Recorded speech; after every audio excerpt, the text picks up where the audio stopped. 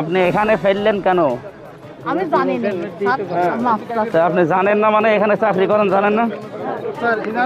আপনি যেটা বললেন যে মেডিকেল বর্জ্য আর সাধারণ বর্জ্য এটা আলাদা হবে, আলাদা হয় নাই।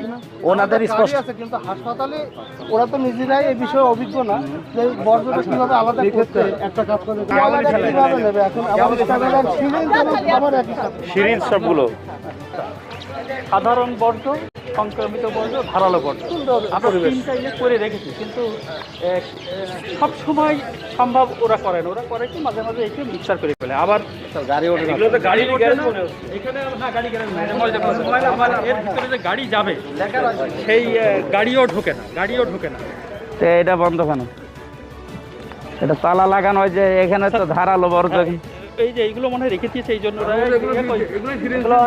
এগুলো সিরিজ আছে, সব এর ভিতরে ইয়ে আছে, করা আছে। এটা